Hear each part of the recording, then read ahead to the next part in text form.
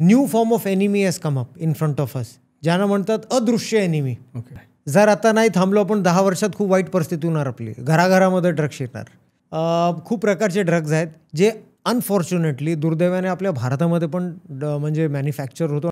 तर अजूनपर्यंत एक्झॅक्ट आकडा काय की जो तुम्ही फ्रीज केला आहे, कुठल्या अशा 3 सिटीज आहेत अलर्टवर आहेत किंवा जास्त धोका आहे त्यांना किंवा कन्झम्पशन जास्त आहे थोडक्यात? आता जर तुम्ही बघितलं शाळेमध्ये सर्वात जास्त इम्पॉर्टंट इश्यू आहे सिगरेटचा. सो लॉट मेनी राजकीय लोकांनी पण माझी क्रिटिसिझम केली. Lot many people had criticise, my own people वर क्रिटिसायझिंग. अरे हा काय 4-5 ग्राम पण पकडतो. तो लहान मुलगा जो कन्झम्पशन करतो त्यानंतर छोटासा पेडलिंग करतो, तो एक गँगस्टर बनतो. त्यानंतर ही becomes a supplier later on. कुठलं अशी रेड होती तुमची की जी पाहून तुम्हाला वाटलं की तुम्ही जे इमॅजिन करता की हा धोका आहे त्याच्याहून खूप मोठा निघाला आहे? दाऊद इब्राहिमचा भाऊ, दाऊद इब्राहिमची गँग. So they were involved in to all this kind of activities. करिअरमध्ये असं फर्स्ट टाईम सरप्राईज झालं मला की माझ्या ऑफिसपासून ते hardly it was 4 kilometres. Bag check केलं. सो इनिशियली मला पण दिसत नव्हतं. मला वाटलं की खरंच आता आज तर आहे सस्पेन्शन माझा. गेलो मी आता घरी. आज 6,000 kgs at one shot. So जसं आम्हाला समजलं की हा परत बाहेर आला तर in that case also we require his investigation in his custody. तर जसं बाहेर आला परत त्याला आम्ही अटक केलं आणि परत त्याला आतमध्ये टाकलं. मग जेव्हा मी गेलो तिथे तर समजलं की it was a trap for us basically. आणि त्यानंतर around 60 to 65 people attacked on us. Zombie drug. व्हँकुव्हरमध्ये मी ते एक व्हिडिओ पाहिलं. ते बघून म्हणजे किळस पण वाटते आणि एक प्रकारची भीती वाटते की चुकूनही आपल्या मुंबईत भारतात हे नको आहे. नमस्कार समीर सर. वंदे मातरम. वंदे मातरम सर. आपल्या बिझी स्केड्यूलमधून आज तुम्ही वेळ दिलात त्यासाठी खूप खूप आभारी आहे तुमचे. आणि काही कारणास्तव मागचा आपला स्केड्यूल डिस्टर्ब झालेला, त्यानंतरसुद्धा आम्हाला भीती वाटत होती की होईल की नाही. बट फॉर्च्युनेटली आणि तुम्ही एवढं हेल्पफुल आहात की आज आपण पुन्हा करू शकतो. Most welcome. आपल्या केसेस पाहिल्या सर, आपले काही पॉडकास्ट पाहिले. असं वाटलं की कुठेतरी आपल्या कामाला तेवढा पॉडकास्टच्या माध्यमातून न्याय नाही मिळाला. कुठली तरी एक केस फक्त हाताळून त्याला लाईमलाईटमध्ये जास्त फ्रंटला ठेवून आपलं जे काम आहे म्हणजे 17,000 किलो आपण जेव्हा म्हणतो, जिथे 4-5 ग्रॅम्सने ओव्हरडोस होत आहेत, आपण जेव्हा इंटरनॅशनली बघतो आहे तेव्हा 17,000 किलो किती मोठं मॅटर आहे हे मे बी तसं पर्सिव्ह नाही केलं गेलं आहे किंवा मांडलंच नाही गेलं आहे थोडक्यात. तर ते चांगल्या प्रकारे मांडलं जावं अशी आमचा प्रयत्न असेल. आणि थँक्यू, आपण इथे आहोत आणि आपण सुरू करतो. तर जागतिक स्तरावर हे जे ड्रग्सचं जाळं आहे किंवा स्थिती आहे, परिस्थिती आहे जी सगळी, ती किती गंभीर आहे फक्त जागतिक स्तरावरचं आपण पाहूया पहिलं overview.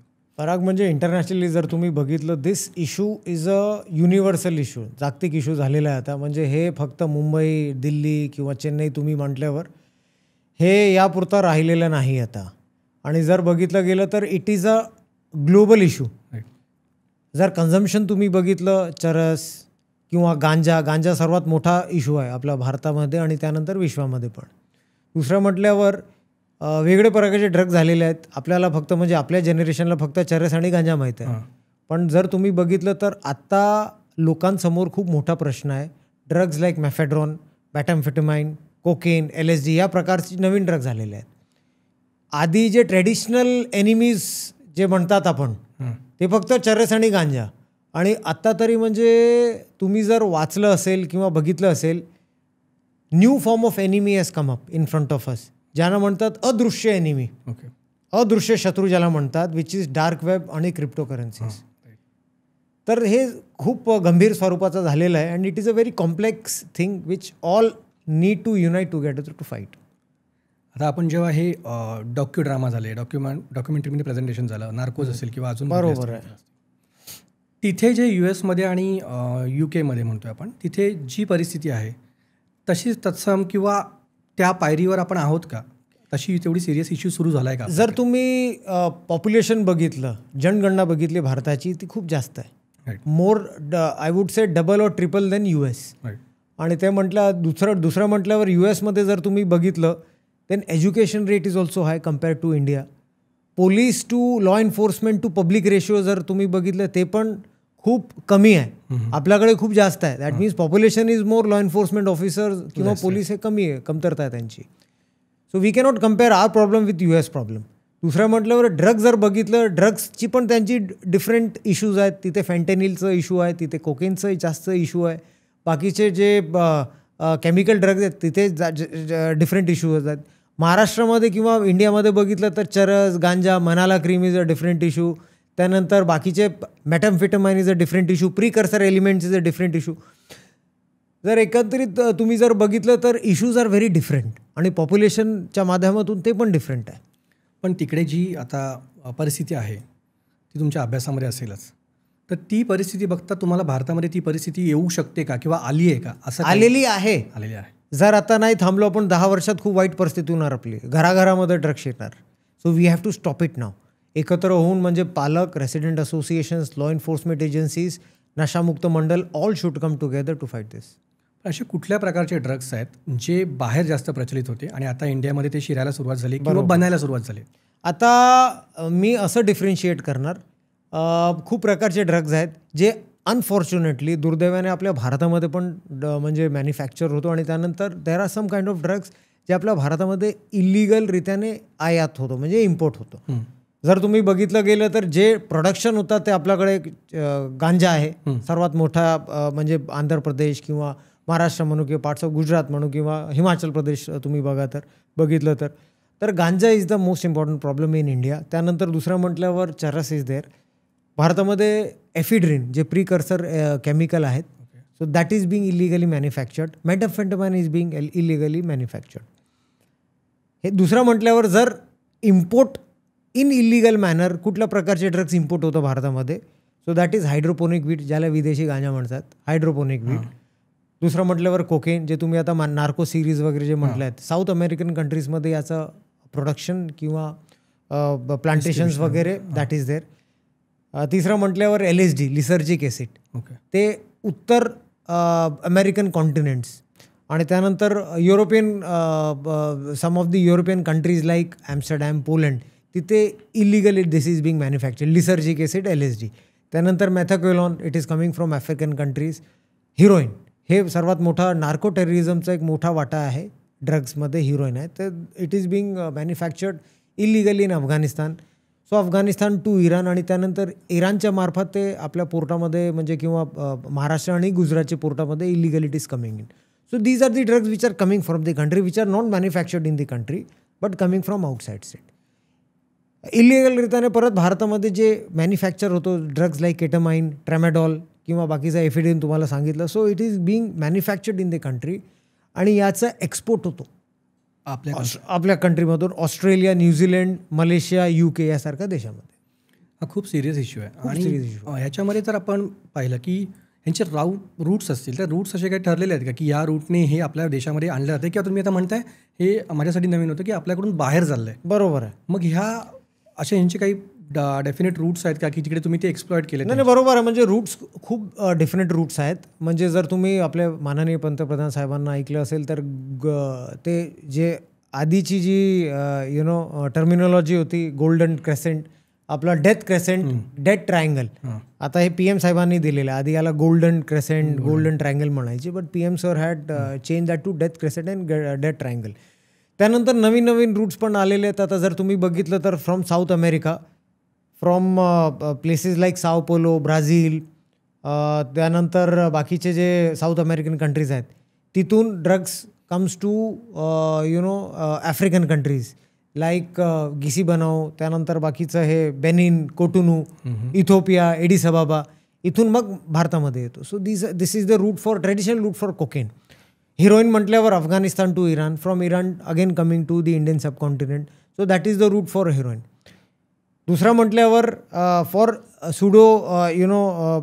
Sudo precursor chemicals like ephedrine, methamphetamine, मार्गमध्ये Tamil Nadu, from Tamil Nadu to Malaysia, from Malaysia to this Australia और New Zealand. So this is the new routes basically which are coming for the drugs. आता तुम्ही जे रूट्स सांगितलेत, ऑब्व्हियसली तुम्ही तिकडे छापे मारले असतील, तिकडे ते सील केले असतील, तर अजूनपर्यंत एक्झॅक्ट आकडा काय की जो तुम्ही फ्रीज केला आहे, जो ड्रग्स असेल तो? म्हणजे भारतातलं म्हणजे जर तुम्ही बघितलं गेलं तर पोलिसांना परमिशन आहे टू इम्प्लिमेंट NDPS ॲक्ट, DRLला परमिशन आहे, NCBला परमिशन आहे आणि आता सध्या तरी अमेंडमेंट झाल्यानंतर पॅरामिलिटरी फोर्सेसला पण परमिशन आहेत NDPSचे केसेस करण्याची. त्यानंतर कोस्टगार्ड पण सीजर करतात, नेव्हीचे पण खूप मोठ्या रीतीने जे हेरोईन वगैरे ड्रग्स ते पण सीज वगैरे करतात. जर बघितलं गेलं तर I don't have the exact figures because lot many agencies are there. Absolutely.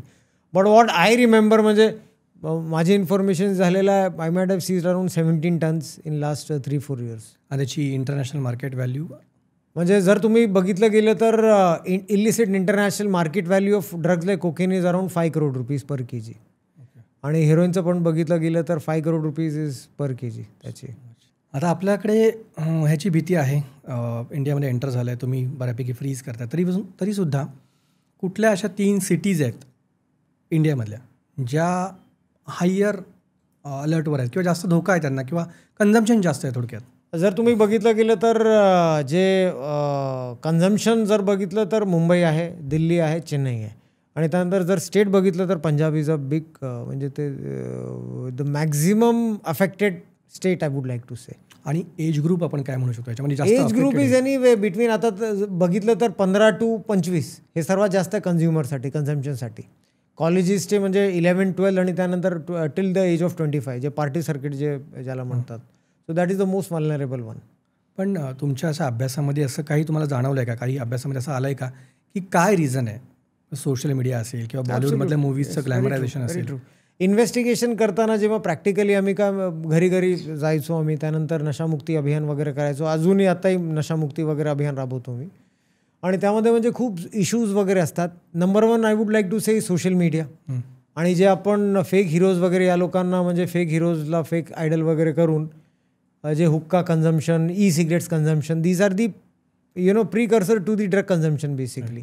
यांना आपण खरं म्हटल्यावर आता कालच मी एक बिलबोर्ड बघितलं म्हणजे हायवेवर एक कोणीतरी चांगलं म्हणजे I don't remember the name of the actor or the film, म्हणजे तो सिगरेट ओढतोय आणि that is appearing to be very cool basically. आता लहान मुलं वगैरे जेव्हा गाडीमध्ये ट्रॅव्हल करतात किंवा हे बाहेर वगैरे बघतात, so they might be thinking हा कोण आहे, म्हणजे किती चांगलं सिगरेट ओढतोय, so it is very cool, मला पण असं व्हायचं. So this is a very bad kind of influence on the youngsters. So social media म्हणू किंवा बाकीचे फेक आयडल्स किंवा फेक हिरोज म्हणू, so that is they play a very important role. दुसरं म्हटल्यावर there is something called as peer pressure. Peer pressure म्हणजे एक group आहे तुमचं, you to get accepted in that group you start behaving yourself like that. म्हणजे मला जर acceptance पाहिजे त्यांच्याकडून, म्हणजे एंट्री पाहिजे त्या ग्रुपमध्ये, तर मी पण जे ते कन्झ्युम करतात त्यानंतर ते गांजा ओढतात किंवा वीड ओढतात किंवा चरस घेतात, so for me to be accepted मी पण त्यांच्यासारखं वागणार. So that is the most important in colleges basically. एक प्रकारचं प्रेशर आहे आणि ते जॉईन व्हायचं, ॲब्सोल्युटली जॉईन व्हायचं. आणि त्यांना पण असं पण वाटतं की consuming drugs is cool, but खरं म्हटल्यावर कन्झ्युमिंग ड्रग इज व्हेरी अनकूल, So the kids need to realize that. Sir, peer pressure is the most important thing what I'm seeing in colleges and schools. तिसरा म्हटल्यावर आता ॲडव्हेंचरिझम पण असतात की मला आता कूल व्हायचं तर ॲडव्हेंचरिझम करायचं आहे. आधी मी काय करणार, आधी मी सिगरेट्स, आता जर तुम्ही बघितलं शाळेमध्ये सर्वात जास्त इम्पॉर्टंट इश्यू आहे सिगरेटचं. म्हणजे in high schools high end schools this is a big time problem. दुसरं म्हटल्यावर एकदा ते ग्रॅज्युएट झाल्यानंतर म्हणजे आफ्टर कन्झ्युमिंग सिगरेट, आता नेक्स्ट पुढची पायरी कुठली आहे तुमची, देन इट इज हुक्काज. आणि म्हणजे अनफॉर्च्युनेटली आपलं महाराष्ट्रामध्ये किंवा मुंबईमध्ये जर तुम्ही बघितलं तर हुक्का कल्चर, हुक्का पार्लरची म्हणजे एक वाईट परिस्थिती आहे आपली. No doubt this government is taking action on them, but it is mushrooming like anything. ते पण एक खूप धोकादायक आहे आपल्यासाठी, यंगस्टरसाठी. तर हुक्का पार्लर, आफ्टर सिगरेट हुक्का पार्लर, हुक्का घ्यायचा आम्ही, हुक्का ओढायचं. ते झाल्यानंतर आम्हाला नेक्स्ट काय करायचं, then logical conclusion is drugs. So they come to drugs. आणि ड्रग असं आहे की once you are into drugs, so it is very difficult to come out of it. So hookah आणि जोपर्यंत तुम्ही सिगरेटला कंट्रोल करत नाही तोपर्यंत म्हणजे ड्रग्स पण कंट्रोल नाही होणार. So that needs to be control. पण ते लोकांना सोफिस्टिकेटेड वाटतं, सोफिस्टिकेटेड कूल वाटतं लोकांना की आम्हाला हे करायचं आहे. So we need to control that very much. Vapes and all. Absolutely. Vapes also. Vape is cigarette which is completely prohibited. तुमच्या माध्यमात हे पण लोकांना सांगू इच्छितो मी की completely it is prohibited by the Indian government. Illegal is import, but there are black ships in all the departments. आणि ते म्हणजे इलिगल रित्याने भारतामध्ये येतो. So that is also a crime. पण तुम्ही जेव्हा सांगताय की ड्रग्सची प्राईस एवढं कॉस्टली वगैरे आहे, तेव्हा त्यांना प्रोव्हाइड करणारं एक नेटवर्क असेल, ते नेटवर्क तुम्ही कधी कन्फ्रंट केलं आहे का किंवा कसं झालं आहे? हे आमचा जॉब आहे. म्हणजे right from top to bottom we have to attack. जेव्हा मी कॉलेजवरती म्हणजे जे कॉलेजमध्ये विकतात जे पेडलर्स वगैरे असतात, सप्लायर, त्यांच्यावरती जेव्हा ॲक्शन वगैरे घ्यायचो, सो लॉट मेनी राजकीय लोकांनी पण माझी क्रिटिसिझम केली. Lot many people had criticise. My own people वर क्रिटिसायझिंग. अरे हा काय 4-5 ग्राम पण पकडतो. मग कोण पकडणार? म्हणजे एक आईला आणि एक मुलाला कशाची त्रास असणार? 2-3 kgची नसणार, फक्त 1-2 ग्रामची असणार. आणि जेव्हा ते इलिगल आहे तर मी ते पकडणार. वेन इट इज इलिगल, 1 ग्राम असो किंवा 0.1 ग्राम असो, I will catch that. So लोकांना हे त्रास आहे की छोटे छोटे केस कशाला करतो. कारण काय, because that is the main thing. जर तुम्ही छोट्या लोकांना पकडलं तेव्हाच तुम्ही चेन मोठ्यापर्यंत. I will do that. I did that also lot many times. So जे पेडलर सप्लायर्स असतात त्यांचे टार्गेट कोण आहेत? त्यांचे टार्गेट लहान मुलं वगैरे असतात, कॉलेजचे किंवा शाळेचे मुलं वगैरे असतात. एकदा तुम्ही त्यांना कन्झम्पशन करायला लावा, त्यानंतर they will be habituated to it. After being habituated ते आई वडिलांकडून पॉकेट मनी घेतात. 1500 रुपये, 2000 रुपये, 3000 रुपये पॉकेट मनी घेतात. ते संपल्यानंतर किती तुम्हाला पेरेंट्स किती पैसे देणार? मग तेच पेडलर मुलांना असं सांगतात की तुम्ही याला पेडल करा, मग आम्ही तुम्हाला फ्रीमध्ये ड्रग्स देणार. So that is a very vicious circle. आणि तो लहान मुलगा जो कन्झम्पशन करतो, त्यानंतर छोटासा पेडलिंग करतो, तो एक गँगस्टर बनतो. त्यानंतर ही becomes a supplier later on. पुढची पायरी त्याची आहे. तर it is a very vicious cycle of basically drug trade. मग अशा वेळी पॅरेंट्सचा रोल किंवा शिक्षकांचा रोल खूप इम्पॉर्टंट बनतो. मग त्यासाठी त्यांना नर्चर करण्यासाठी किंवा त्यांना ह्याबद्दल गाईड करण्यासाठी की तुम्ही कसं थांबवू शकता या गोष्टींना, किंवा तुमच्याकडून काही गायडन्स त्यांना मिळतोय का या अशा वेळी? हे बघा, भारतामध्ये जर मुंबईमध्ये सांगितलं तर खूप नशामुक्ती मंडल्स वगैरे पण आहेत. अवेअरनेस कॅम्पेन पण आम्ही राबवतो. बाकीचे lot many campaigns are also happening against drugs. त्यामध्ये आईवडिलांना फक्त हे सांगू इच्छितो मी की जे ड्रग कन्झम्पशन आहे, तुम्ही याला टॅबू म्हणून बघू नका. दिस इज एन इलनेस. हे शारीरिक इश्यू आहे मुलांचं, तर तुम्ही त्याला थांबू नका. म्हणजे त्याच्यावरती जर कोणाला म्हणजे तुम्ही नातेवाईकला सांगितलं, तुम्ही तुमच्या नेबरला सांगितलं, तर तुमचा तिरस्कार होणार. Kindly remove that from your mind, because this is an illness and it can be treated. म्हणजे थांबू नका तुम्ही पुढे या, बाहेर या. नशामुक्ती मंडल्स आहेत, रिहॅबिलिटेशन सेंटर्स आहेत, तिथे तुमच्या सोयीप्रमाणे, तुमच्या ऐपतप्रमाणे whatever you can pay, और मोफत पण आहे. म्हणजे every government hospital is having a rehab centers, so you can get yourself treated there. म्हणजे सांगण्याचं तात्पर्य हे आहे की तुम्ही शांत बसू नका. Kindly come out and share that, आणि याचा उपचार करा तुम्ही. पण जेव्हा तुम्ही आता कोणाला रिहॅब सजेस्ट करत असाल, पण तेवढाच रिलॅप्स पण तेवढा पॉसिबल आहे.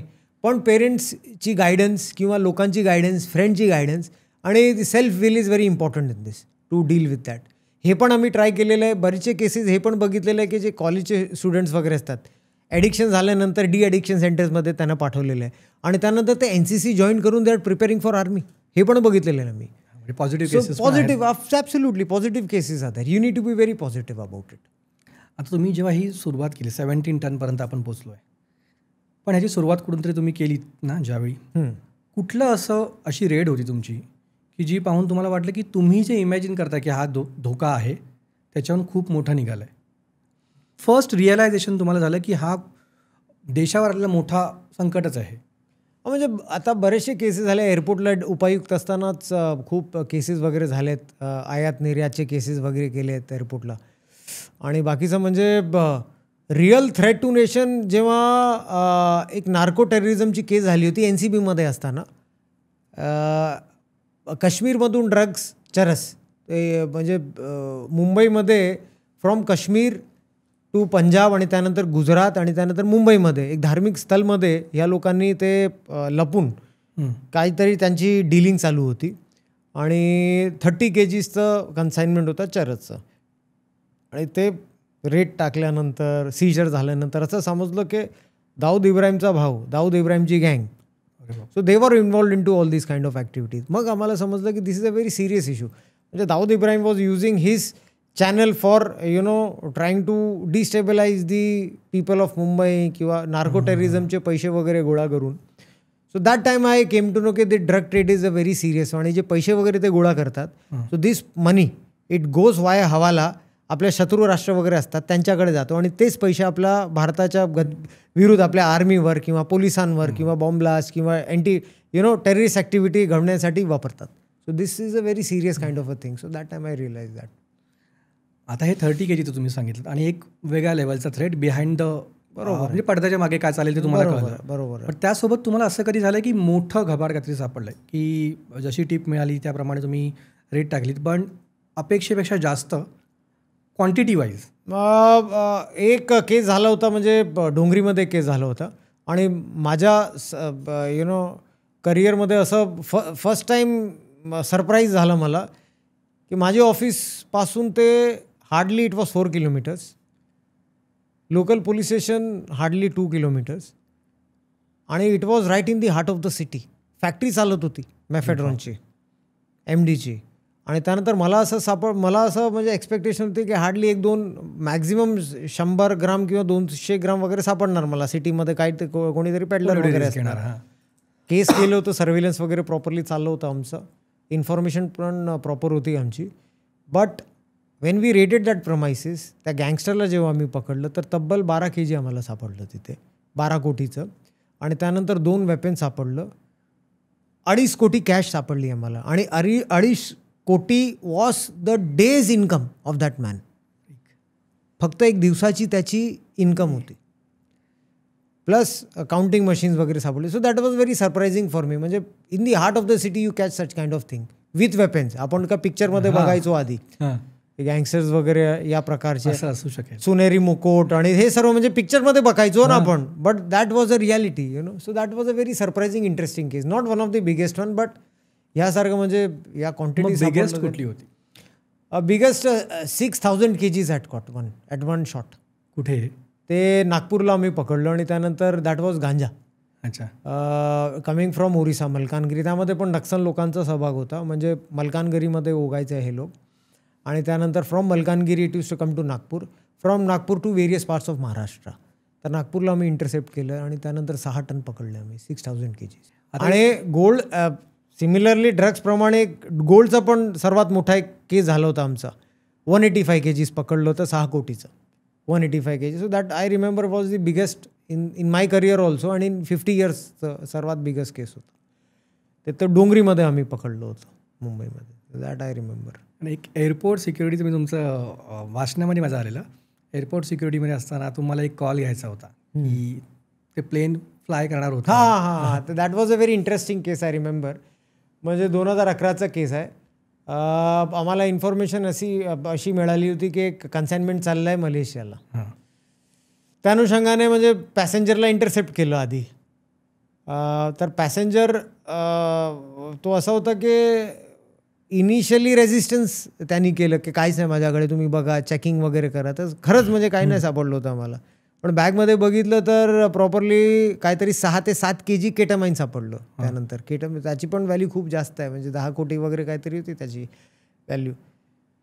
तर सर्च वगैरे केल्यानंतर प्लेन ऑलरेडी टॅरमॅकवर आहे आणि ऑलरेडी टेक ऑफ वगैरे करणार आहे प्लेन. त्यानंतर सडनली सर्च करताना सापडलं की आणखीन एक बोर्डिंग पास आहे त्या बॅगमध्ये.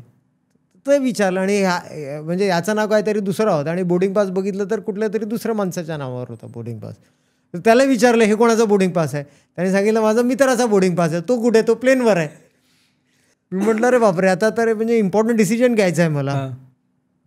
आणि त्याला विचारलं म्हणजे कोण आहे तो, पॅसेंजर कोण आहे? तर त्याने म्हणजे कॉन्फिडेंटली सांगितलं की नाही सर, तो पॅसेंजर म्हणजे खूप मोठा आहे, इंजिनियर आहे तो, आणि त्याचा वडील कोणीतरी म्हणजे सिनियर IAS ऑफिसर वगैरे आहे, चेन्नईला पोस्टेड आहे, तमिळनाडूला पोस्टेड आहे. मग आमच्या समोर एक दुविधा आहे की म्हणजे खरंच त्याचा मित्र आहे आणि म्हणजे एवढं मोठे म्हणजे फॅमिलीमधून आलेला आहे, इंजिनियर खरंच असणार का त्याच्याकडे?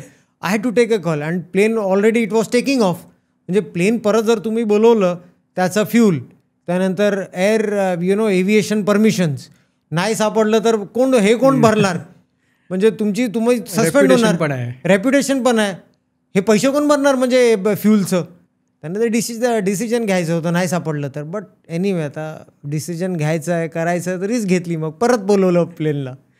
आणि त्याचे म्हणजे खूप प्रोसिजर्स वगैरे असतात. एअर कंट्रोलला तुम्ही सांगा, परमिशन्स वगैरे घ्या. बट फायनली आय टूक अ कॉल लाईक दॅट. प्लेनला परत बोलवलं. मग त्यानंतर मी स्वतः गेलो, प्लेनवर चढलो आणि त्यानंतर त्याला विचारलं, पॅसेंजरला बाहेर आणलं त्याला. म्हणजे बाकीचे पॅसेंजर्स वगैरे पण खूप घाबरले होते, काय झालं हे? परत आलं म्हणजे एकदा म्हणजे प्लेन परत आलं. देन 8 to 9 hours अगेन परमिशन्समध्ये फ्लाईट डिले होणार, परत त्यांना परमिशन घ्यायला लागणार. So it's a very big risk. घेतलं ते रिस्क. आधी इंटरोगेशन केलं त्याचं, म्हणजे विचारपूस केली त्याला. तर त्याने खरं सांगितलं, वडील खूप म्हणजे पदाधिकारी तामिळनाडू गव्हर्नमेंटमध्ये आणि खरंच इंजिनियर आहे तो, खूप मोठ्या युनिव्हर्सिटीमधून काहीतरी इंजिनिअरिंग केलेली आहे त्याने. काय फुल कॉन्फिडेंट की नाही सर काहीच नाही माझ्याकडे. घेतलं त्याला, बाहेर काढलं त्याला, आपला AIUच्या ऑफिसमध्ये घेऊन गेलो मी, पॅक चेक केलं. सो इनिशियली मला पण दिसत नव्हतं, मला वाटलं की खरंच आता आज तर आहे सस्पेन्शन माझा, गेलो मी आता घरी आज. पण देवाच्या कृपेने फायनली असं झालं की त्यांनी कन्सील केलं होतं बॅगच्या एक फॉल्स बॉटम त्यांनी बॅगची खाली क्रिएट केली होती. So that false bottom we detected आणि त्यानंतर ते काढलं. त्याच्याकडे पण 7 kg होतं. 7 kg. Total 14 kgs was recovered in that. I remember and that was a very big risk for that. तेव्हा ते फायनली मिळाल्यानंतर असं वाटत असेल की हा की वाचलो मी आता. Yes yes yes. So that was a very interesting anecdote what remember. आता याच्यामध्ये जर इंटरनॅशनल केस स्टडीज आपण बघितल्या ड्रग कॅप्चरिंगच्या, त्या तुम्हाला खरोखर म्हणजे त्यांच्या मोडस ऑपरेंडी, आता तुम्ही जसं म्हणाल कन्सील केलेलं आहे, तर असं काही इंटरनॅशनली तुम्ही पाहिलं आहे का? कारण का मी आय वेंट थ्रू की दुबईचे काही हे होते एअरपोर्टचे क्लिप्स, की तिकडे स्कॅनिंग कसं होतं. बरोबर. तर त्या केस स्टडीज आपल्याकडे हेल्प करतात का? 100%. कारण काय मोडस ऑपरेंडी सिमिलरच असते, but it's all the matter of intelligence and detection. आणि हे काय म्हणजे खूप हुशार वगैरे लोक असतात. They try to be one step ahead of the law enforcement agency. Various प्रकारचे इंटरनॅशनल लेवलवर पण बघितलेलं, इंटरसेप्ट पण आपण केलेलं आहे इथे. जर तुम्ही बघितलं तर false bottom that is the most basic kind of a thing. म्हणजे बॅगमध्ये तुम्ही फॉल्स बॉटम वगैरे क्रिएट करा आणि त्यानंतर कोकेन घ्या तुम्ही, आणि त्यानंतर ते मॅटॅम्फेटामाइन घ्या, मॅथोकेलॉन घ्या, बाकीचे ड्रग्स ते तुम्ही आणा. इव्हन सोनं वगैरे सुद्धा, that is also there false bottom. Yes.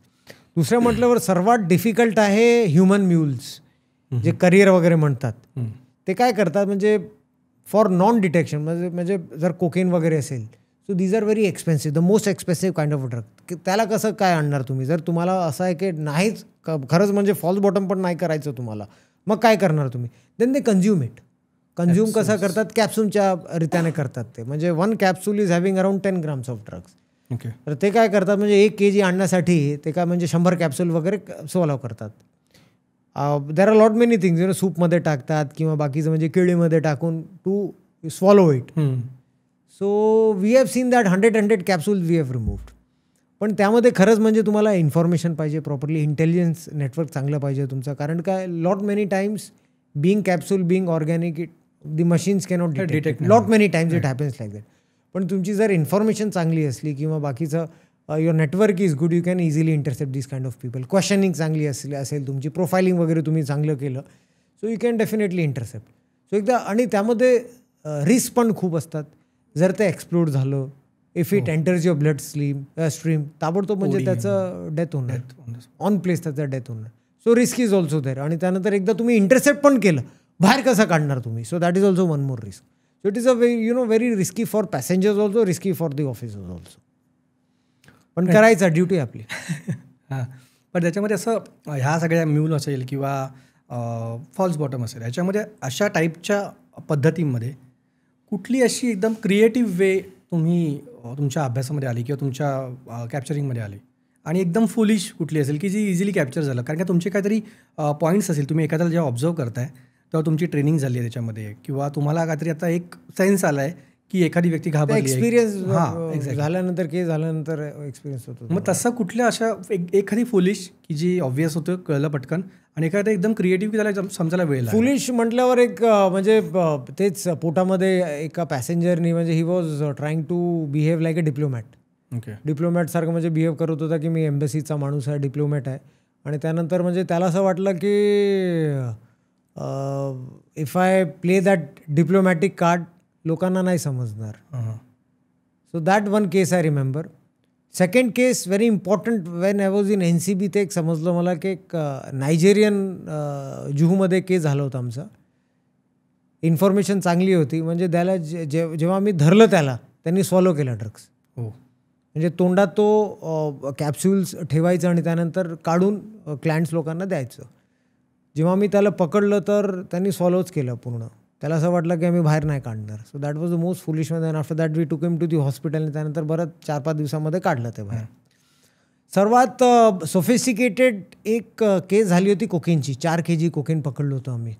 So I remember 2010 किंवा 11मध्ये आणि त्यांनी म्हणजे अशी चांगली रीतीने कन्सील केलं होतं आणि त्यांची ॲलिबाय किंवा त्यांचं एक्सप्लेनेशन खूप प्लॉजिबल होतं, आमच्यासाठी खूप स्ट्रॉंग होतं.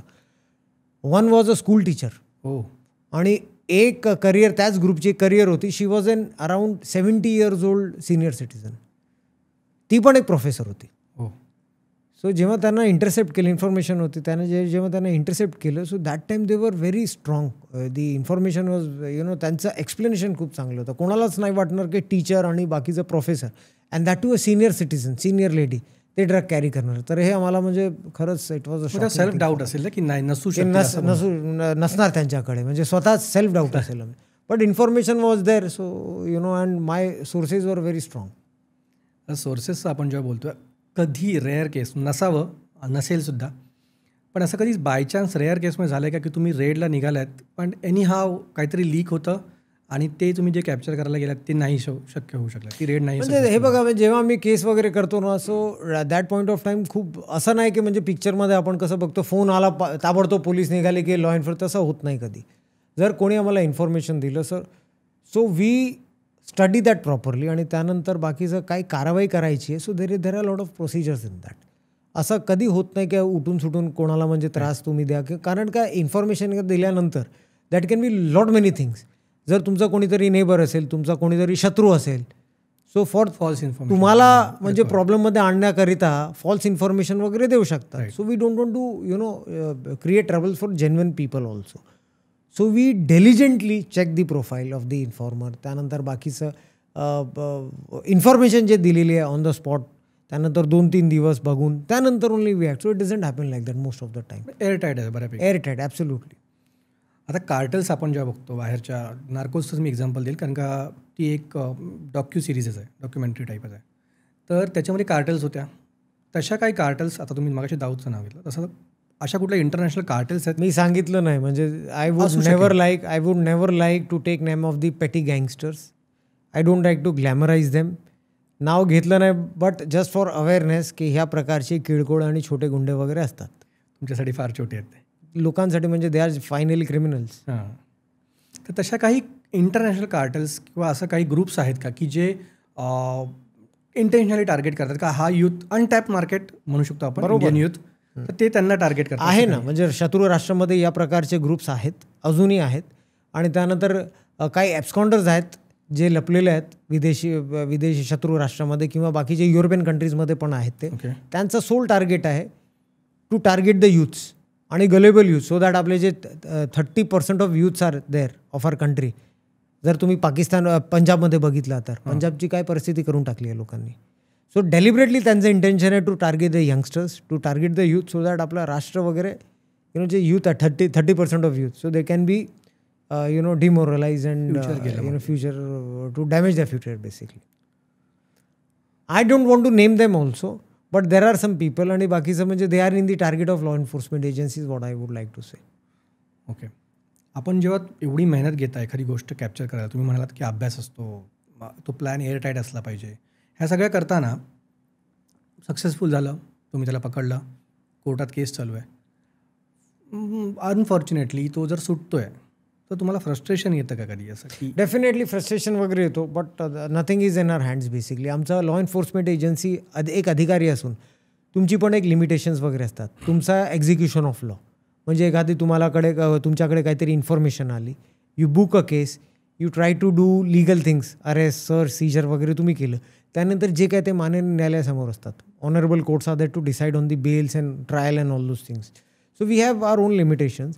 आणि त्यानंतर एखादा म्हणजे काय आमची चूक झाली किंवा म्हणजे काय टेक्निकल इश्यूज वगैरे झालं आणि त्या अनुषंगाने तो बाहेर आला, so that we definitely feel bad about it.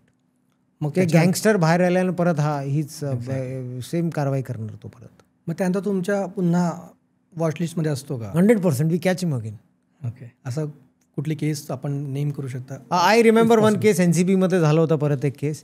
तो एक सप्लायर होता, एक पेडलर होता आणि त्यानंतर त्याला एक केसमध्ये आम्ही अटक केलं आणि after some times due to some technical issue तो बाहेर आला परत. आणि जसं म्हणजे आम्हाला समजलं की म्हणजे अँड जेव्हा तो आतमध्ये होता आणखीन एक केस झाला आमचा आणि त्यामध्ये त्याचं नाव होता. He was again a main kingpin in that. Okay. So जसं आम्हाला समजलं का हा परत बाहेर आला तर in that case also we require his investigation his custody. तर जसं बाहेर आला परत त्याला आम्ही अटक केलं आणि परत त्याला आतमध्ये टाकलं. मग आता तुमचं ह्या सगळ्या याच्यामध्ये खूप हेक्टिक काम आहे आणि शेवटी माणूस काहीतरी गोष्टीमध्ये भावनिक गोष्टी येत असतील. अशी कुठली केस असं झालं की तुम्हाला इमोशनल करून गेली ती? इमोशनल हे बघा, वी आर सॅलरीड एम्प्लॉईज, म्हणजे we are just government servant, लोकांचे नोकर आहात आम्ही. बरोबर. So we are just doing our duty. राष्ट्रभक्ती आहे, राष्ट्राची सेवा करायची आहे मला. त्यानंतर सॅलरी पण we are salaried employed, so we have to justify our salary. So we are not doing anything which is out of the box. This is expected out of us all the officers. दुसरं म्हटल्यावर finally we are human beings also. Exactly. So कुठलं तरी म्हणजे कधी case केलं so you feel bad about it, पण तुम्ही काही करू शकत नाही त्यामध्ये. जर तुमच्या समोर जे आहे you will book that only as per the law. एक दोन केसेस वगैरे पण असं झालं होतं. म्हणजे एकदा एक माहीमची आमची केस झाली होती. आय रिमेंबर व्हेरी विविडली त्या केसमध्ये. एक लेडी होती, म्हणजे खूप दिवसापासून आम्ही कंप्लेंट्स पण होते आणि त्यानंतर we were following her also. आणि एक जेव्हा डील स्ट्राईक झाली we had arrested her with commercial quantity. जेव्हा फॉलोअपमध्ये सर्च केलं घरी तर तेव्हा एक म्हणजे जस्ट बॉर्न एक पाळण्यामध्ये एक मुलं होतं आणि त्यानंतर 9th स्टँडर्डमध्ये elder daughter was in 9th standard and she was taking care of that infant. लहान म्हणजे 1-2 महिन्याचा असेल तो पाळण्यामध्ये. So you really feel very bad. सो की आईला तुम्ही अटॅक करतात, यांचं काय होणार. सो इनफॉर्मलरित्याने तू definitely I felt like and people help also informally. म्हणजे त्यांना प्रॉपरली शाळेमध्ये टाका तुम्ही और whatever maximum you can do you do that, but definitely you feel bad about it. तेव्हा तुम्ही मदतीचा हात वगैरे पुढे केला? Absolutely. At a very personal level, you try to do that, take care of that child. Finally, you also have children. Right. So you feel bad about it. आता ह्या सगळ्या कार्यक्रमामध्ये तुमच्या सगळ्या रेड्समध्ये वगैरे एक टांगती तलवार तर असते, कारण का एखाद्याचं एवढं नुकसान होतं आहे, तो कुठेतरी रिव्हेंज घ्यायला बघणार. 100% येणार. धमक्या तर भरपूर आल्या असतील डेली, व्हर्च्युअली डेली. त्यामुळे धमक्यांच्या पलीकडे जाऊन कधी कोणाकडून असा डेंजरस प्रयत्न करण्यात आला का? 2-3दा तर अटॅक पण आमच्या टीमवर झाली होती, माझ्यावर झाली होती. पण फायनली काय करणार तुम्ही तुम्ही थांबणार यांच्यासमोर की जर तुम्हाला धमक्या वगैरे दिली, कोणीतरी अटॅक केलं, तुम्ही थोडी ना थांबणार. I just challenge them, try your best next time. पण आणि जे भाग्यामध्ये जे लिहिले तेच होणार. म्हणजे तुम्ही काय केलं, मी काय केलं, थोडी ना थांबणार. ते भाग्यामध्ये काय लिहिलं आहे, म्हणजे तुमचं आयुष्य 50 वर्ष किंवा 60 वर्ष आहे, ते लिहिलेलं आहे, तेच होणार. म्हणजे what difference does it make? पण आपली फॅमिली बघता की तुम्हाला असं घरातून कधी प्रेशर आलं आहे? म्हणजे फॅमिली प्रेशर तसं कधी येत नाही. कारण काय, my wife Kranti Redkar, she is also well qualified, she is a very capable lady, सक्षम आहे ती. मला म्हणजे काय कारण नाही घाबरण्याचं. मला थोडासा सेल्फिशनेस तर असतो प्रत्येकामध्ये. त्यांना वाटत असेल की नाही, माझी आता हॅपी फॅमिली आहे, ती डिस्टर्ब नाही व्हायला पाहिजे, so let's take a break. आता डिसिजन राष्ट्रमार्गाने डिसिजन करायचं आहे, आईची सेवा करायची, राष्ट्र आईची सेवा करायची. So what you have to think about it? तुम्ही ते जुमानत नाही, येतच नसेल मला तर. म्हणजे असं आहे की काहीतरी म्हणजे राष्ट्राच्या मार्गाने काही झालं तर काय भाग्य असणार तुमचं. So will be the most fortunate one. मी तर ऑपॉर्च्युनिटी शोधतोय. पण तुमच्यावर जेव्हा अटॅक जर मी झालाय म्हणताय, त्याच्याबद्दल काही सांगू शकता? 2दा झाला होता. एकदा मानकुर्दमध्ये झाला होता, एक नायजेरियन कार्टल होता. So that they try to attack us. पण माझा PS होतो मध्ये आला आणि त्याला खूप म्हणजे गंभीररीत्याने तो जखमी झाला होता. So that I remember once. आणि दुसरा एक नवी मुंबईला पण एक अटॅक झाला होता आमच्यावरती, but that also we survived. एक गोरेगावला पण झाला होता, तिसरा गोरेगावला झाला होता. एक म्हणजे आरोपीला काय म्हणजे 2021-2020ला एकदा, आणि 2013ला पण एकदा झाला होता जुहूला. सो दीज थिंग्स आता हॅबिट झालेली आहे, part and parcel of your life. तुम्ही गोरेगावचं काहीतरी सांगत होता? गोरेगावला आम्हाला एक इन्फॉर्मेशन मिळाली होती की LSGची सप्लाय होणार, एक कन्साइनमेंट येणार. So we caught that consignment also. But deliberately आम्हाला कोणीतरी म्हणजे एखाद्या इन्फॉर्मरने सांगितलं जर याचा सोर्स आहे एक अमुक एरिया गोरेगावमध्ये, तुम्ही जाते ते तुम्हाला सापडणार. So it was basically a trap for अस. हो. जेव्हा आम्ही गेलो म्हणजे 5-6 अधिकारी होते आमच्यासोबत, आणि ते ऑल ट्रेंड ऑफिसर्स वर देर, कॉन्स्टेबल्स अँड ऑफिसर्स, म्हणजे हँडपिक्ड ऑफिसर्स देवर.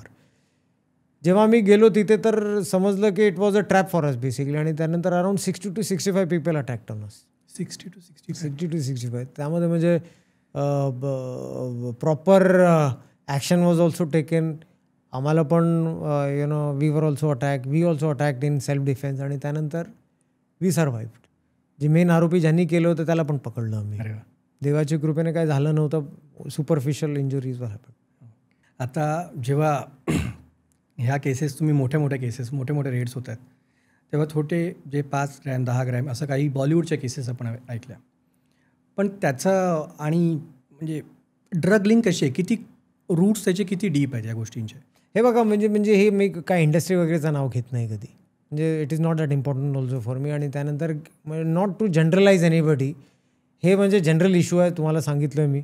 इंडस्ट्रीमध्ये आहे, कॉर्पोरेट सेक्टरमध्ये आहे, स्कूल्समध्ये, कॉलेजेसमध्ये. So I don't like to generalise on any particular industry.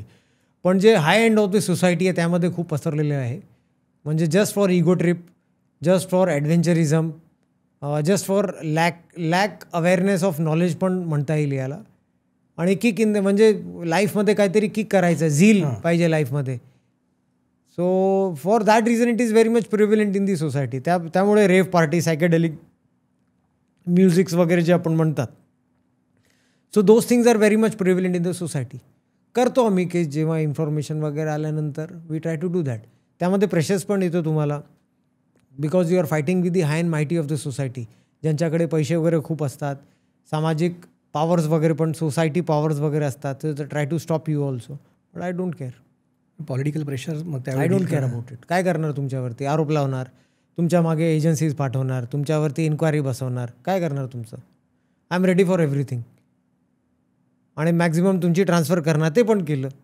आता कुठे करणार? आता चेन्नईला ट्रान्सफर केलं. आता कुठे करणार? नेक्स्ट श्रीलंकाला करणार, पाकिस्तानला करणार. I am ready for it. तुम्ही जर ह्या करिअरमध्ये नसता, ज्यावेळी ठरवलं त्यावेळी जर दुसरे ऑप्शन्स काही असते, किंवा फर्स्ट थॉट येण्यापूर्वी जर काही असं डिसाईड झालं असतं, तर कोणतं करिअर असतं तुमचं?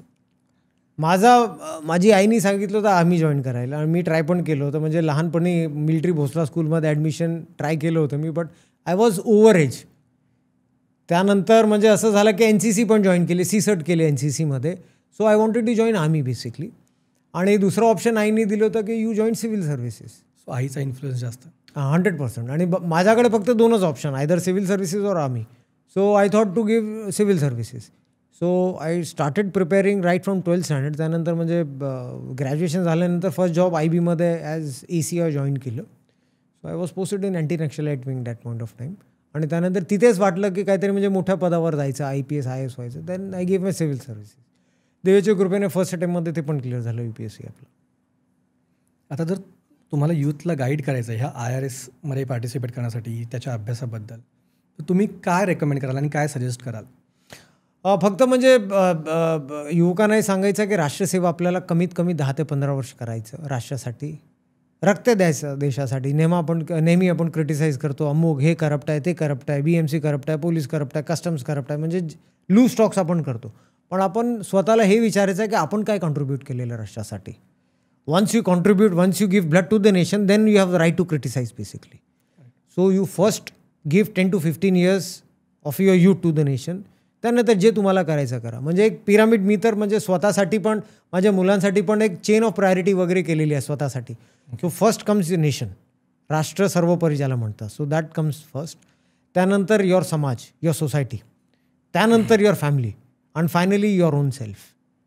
So kindly create that kind of pyramid in your life. Priorities absolutely. आता तुम्ही हे ड्रग फ्री इंडिया म्हणून जे मिशन हातात घेतलं आहे, त्याचा एक 5 yearsचा काहीतरी आपण रोड मॅप बनवला असेल की बरोबर आहे, काय पुढे असेल 5 वर्षांनी स्थिती. बरोबर आहे. तो कसा तुम्ही डिफाईन करा? मला तर असं आहे की my view and my ideas are very clear. म्हणजे जर 2 भाग आहेत आपल्याकडे. जर तुम्ही नशामुक्ती बघायचं आहे तुम्हाला, किंवा तुम्हाला राष्ट्राला नशामुक्त बघायचं आहे, त्यामध्ये 2 भाग आहेत. सर्वात इम्पॉर्टंट आहे law implementation. Whatever the police, law enforcement agencies they are doing a very good job. ते आपल्याला 0 टॉलरन्समध्ये करायचं आहे, without looking anybody's face and power. सर्वांवरती ॲक्शन घ्यायचं. That is number 1 what is happening also. Number 2 is awareness. जे नशामुक्ती अभियान वगैरे असतात, school, colleges, resident societies, resident association, parent meeting, त्यामध्ये आपल्याला अवेअरनेस करायचं. कुठल्या प्रकारची ड्रग्स, शिक्षा काय, कुठे जायचं, काय करायचं आपल्याला. So both the things should go in hand in hand. दोन्ही आयसोलेशनमध्ये सक्सेसफुल नाही होणार. जर तुम्ही फक्त लॉ इम्प्लिमेंटेशन केलं तर लोकांना माहीत नाही पडणार की what exactly is the issue. Or you and if you only do awareness आणि लॉ इम्प्लिमेंटेशन नाही केलं तर तेही नाही थांबणार. So that should be deterrence action also, 0 tolerance irrespective of any person. आणि दुसरं awareness. So both should go hand in hand.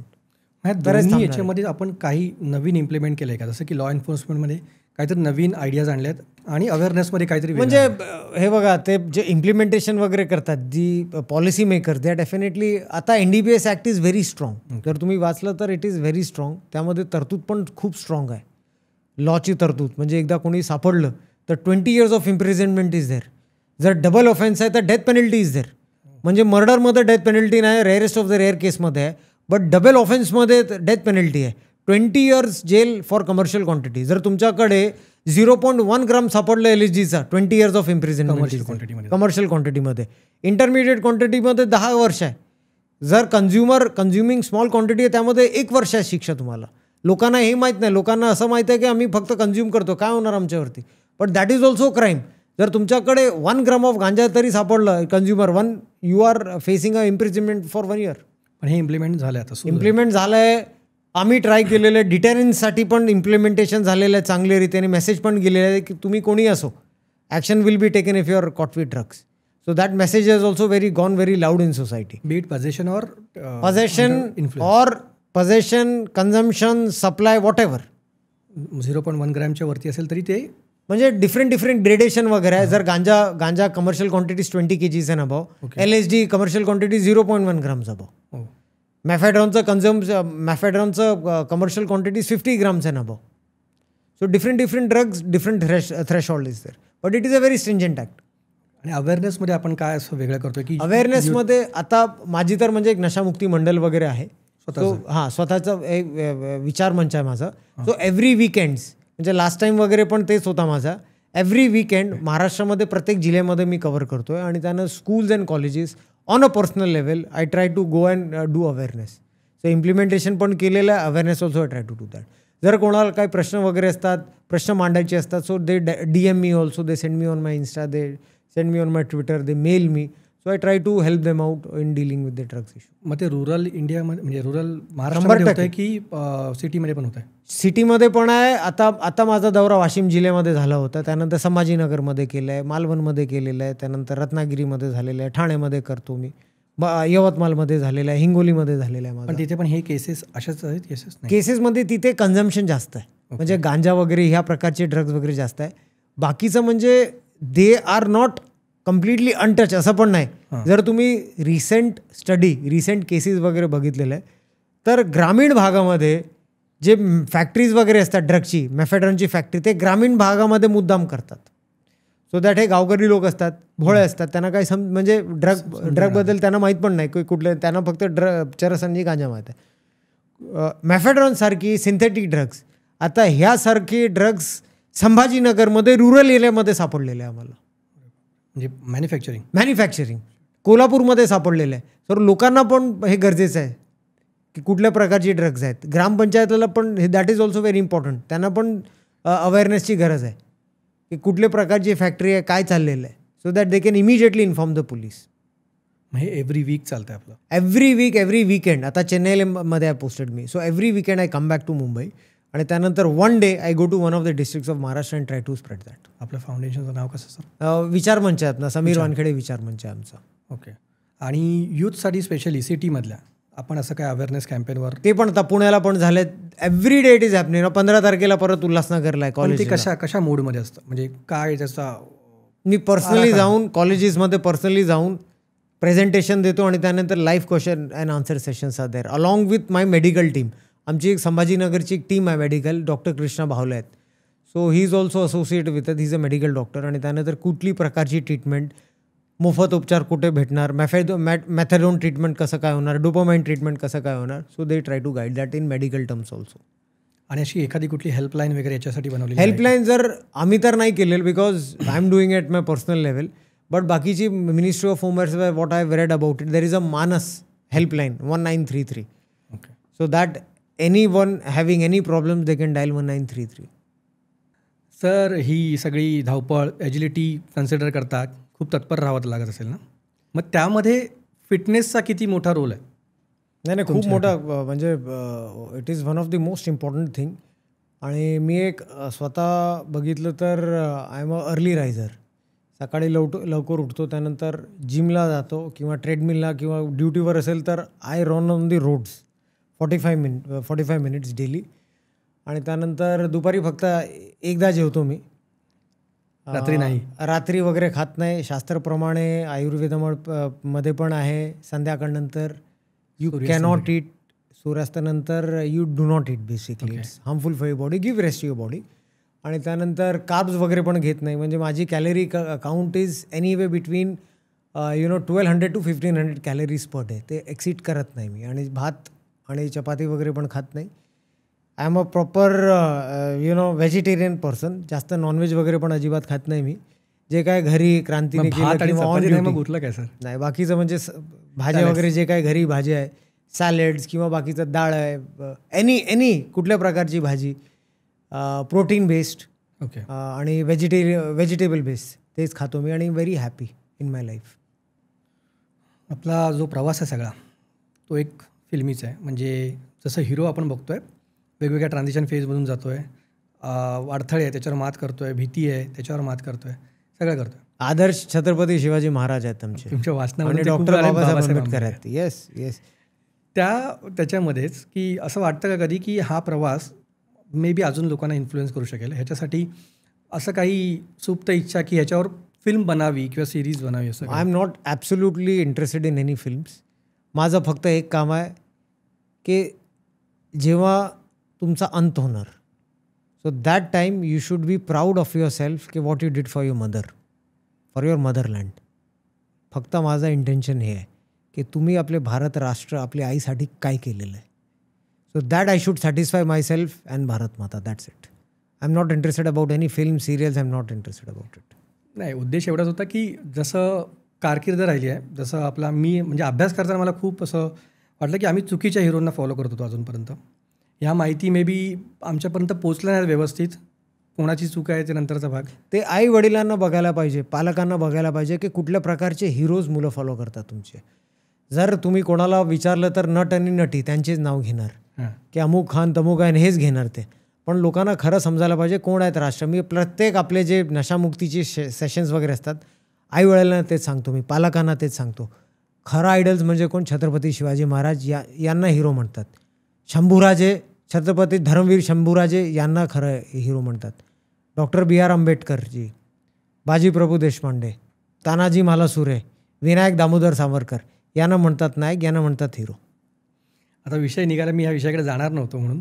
फक्त असं वाटलं का की चुकीच्या केसमुळे चुकीची लाईमलाईट मिळाली? ते समोरच्या लोकांना मिळाली असेल, मला तर नाही. I don't think about it. म्हणजे जे काही त्यानंतर निगेटिव्ह झाले गोष्टी त्याच्यावरून मी म्हणतो. नाही मग सी आय वॉज एक्सपेक्टिंग दिस. मला तर असं वाटलं की आता म्हणजे 2010 IRS अधिकारी आहे. 2005 म्हणजे सर्व्हिस जॉईन केली होती मी. तर 19 वर्ष झाले मला सर्व्हिसमध्ये. तर मला तर सरप्राईज झालं की 2021 सर्व कॉन्ट्रोवर्सी झाली आहे. हे तर 2023 म्हणजे 12-13 व्हायला पाहिजे होतं खरं म्हटल्यावर. म्हणजे दीज काइंड ऑफ पीपल, जर तुम्ही लॉ इम्प्लिमेंट केलं खरं रीत्याने, म्हणजे कॉन्स्टिट्यूशन संविधानाचं पालन केलं तुम्ही, so these things are expected. These kind of controversy, these kind of allegations. हे लेट झालं, so that I am surprised. Early झालं पाहिजे होतं, आधी झालं पाहिजे होतं. अशी कुठली कंप्लेंट आहे का तुमची की ही जी कामं आम्ही एवढी वर्ष करत राहिलो त्या कधी फ्रंट पेजला नाही आलेत? आणि ह्या कारण का अवेअरनेस तेवढा जास्त झाला असता, म्हणजे बाहेर तुम्ही condition. I don't blame anybody. कोणाला म्हणजे काय, आय डोंट ब्लेम एनीबडी. कारण काय, हे जे आपला समाज आहे म्हणजे त्यांना basically it is a gossiping, face value ज्याला म्हणतात, ते गॉसिपिंग म्हणतात. मीडिया तेच कॅरी करतात. म्हणजे जर तुम्ही तब्बल 6 कोटी पकडलं, 6,000 kg पकडलं, हे म्हणजे 2-3 लाईनच फक्त पेपरमध्ये आला असेल कदाचित. Because there is no face value. इथे कुठल्या तरी दुसऱ्या केसमध्ये खूप म्हणजे गॉसिपिंग आहे, फेस व्हॅल्यू आहे, तर ते छापतात पीपल. पण त्याच दृष्टीने की हे खरोखर किती गरजेचं आहे, अशा दृष्टीने कधी सरकारने पावलं उचलली पाहिजे का ह्या गोष्टीवर? की हां, तुम्ही सगळं एंटरटेनमेंट वगैरे सगळ्या कॅटेगरीज येत राहतील, सगळ्या न्यूज येत राहतील. सरकारचं काय नाही यामध्ये. म्हणजे मीडिया वगैरे असतात, सो जे प्रसारमाध्यम वगैरे असतात, सो दे शुड थिंक की मीडिया ट्रायल चालू आहे किंवा कुठल्या प्रकारची न्यूज पब्लिसिटी झाली, they should think about it, what exactly they are doing. पण आपल्या परीने पण आपल्या साईडने पण असं काहीतरी व्हावं. की मला असं वाटतं की जे एफर्ट्स आहेत ना, मी आता वाचलं सर, म्हणजे सॉरी पुन्हा तोच विषय काढतो आहे, पण वाचल्यानंतर कळतं की हे एफर्ट्स किती ह्यूज आहेत. अजूनपर्यंत लोकांना जर त्यांनी जर थोडासा वेळ काढून हे जर न्यूज बघितलं की इंटरनॅशनली ते आता ड्रग एक नाव घेतलं मगाशी, काय नाव सांगितलं, झोंबी ड्रग, व्हँकुव्हरमध्ये मी ते एक व्हिडिओ पाहिलं, ते बघून म्हणजे किळस पण वाटते आणि एक प्रकारची भीती वाटते की चुकूनही आपल्या मुंबईत भारतात हे नको आहे. बरोबर, कारण लोक झोंबीसारखी राईट, ते अवेअरनेस वगैरे जास्त करायला पाहिजे आम्हाला आणि दाखवायला पाहिजे लोकांना की जर आता नाही केलं तर पुढे काय परिस्थिती होणार. आणि हे म्हणजे व्हायला नको, पण नाही थांबवलं तर घरामध्ये शिरणार, प्रत्येक घरामध्ये आपण खोकले होणं बोलतो ना, आतून आपण पोकळ होत जाऊ की आपला युवा जो पुढची पिढी 20 वर्षांची देश चालवणार आहे किंवा बरोबर डॉक्टर्स बनणार, इंजिनियर बनणार आहे, त्यांना पोखरलं जात आहे. त्यानंतर तुम्ही म्हटलं ते इंटरनॅशनल पॉवर्स पण त्या गोष्टीने ट्राय करताय त्या दृष्टीने की ह्यांचा यूथ खराब करूया.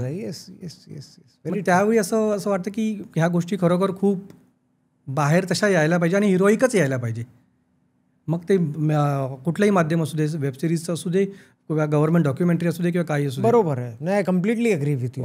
Awareness should be there, definitely I agree with you. तुम्ही नक्की हे कन्सिडर कराल आणि अशा प्रकारच्या गोष्टी बाहेर येऊ दे. लहान मुलांना किंवा शाळा कॉलेजमध्ये आपण त्यांना जास्तीत जास्त ह्या गोष्टी दाखवू कशा शकतो हे आणि करू आपण. आणि मी माझ्या पर्सनल रीतीने जेवढे पॉसिबल आहे I am trying to do that for my mother. आम्हाला सुद्धा काही सुचलं तर आम्ही तुमच्यापर्यंत नक्की पोहोचवू. थँक्यू. आणि आजच्या या पॉडकास्टसाठी आपण खरोखर मी खूप खूप खूप आभारी आहे. मी तुमचे पॉडकास्ट फार ऐकले आणि न्यूज वाचल्या. मला असं नेहमी वाटायचं की तुम्ही जी गोष्ट दाखवताय ना, ती गोष्टीची व्हॅल्यू नाही आहे तेवढी जेवढी त्यांनी बाकीच्या केसेस केल्या आहेत. तर त्याचा आमचा खारीचा वाटा आम्ही समजू की आम्ही ती गोष्ट लोकांपर्यंत प्रेझेंट करू शकतो. थँक्यू, धन्यवाद तुमचा. आणि असंच आपलं कार्य अविरत चालू ठेवा. आपला देव उदंड आयुष्य देव. थँक्यू. आणि जेवढ्या लोकांचं भलं झालं आहे ते लोक पुन्हा या वाईट मार्गाकडे येऊ दे नको. Thank you. Any more questions? No sir, thank you. It went very well. म्हणजे जास्त तुमचं ॲनालिटिकल झालेलं आहे. This will be helpful for youngsters. बाकीचं ते काही कॉन्ट्रोवर्सीज वगैरे विचारतात, मसाला वगैरे विचारतात की शाहरुखने तुमच्यावरती डायलॉग केले, तुम्ही त्याच्यावरती काय डायलॉग करणार. म्हणजे मी ते वाचलं, मला ते एवढं फुलिश वगैरे बघितलं, तेच मी बघितलं सर. म्हणजे आपण जज करणार controversy, they wanted to create some controversy, but this was completely technical. कुठले प्रकारचे ड्रग्स, आयात निर्यात, त्यानंतर what is the punishment for that, narco terrorism काय. सो ॲटलीस्ट व्हॅल्यू कंटेंट आहे तुमचं. Thank you sir. People will learn. आणि त्यानंतर पीपलला हे पण समजणार लोकांना, अरे बापरे, drug consumption is also crime, त्यामध्ये 1 वर्षाची शिक्षा आहे. कुठले प्रकारचे ड्रग्ज, आई वडिलांनी काय करायचं, त्या हेल्पलाईन वगैरे 1933 चांगलं झालं. म्हणजे value based completely. I am very happy. Thank you sir.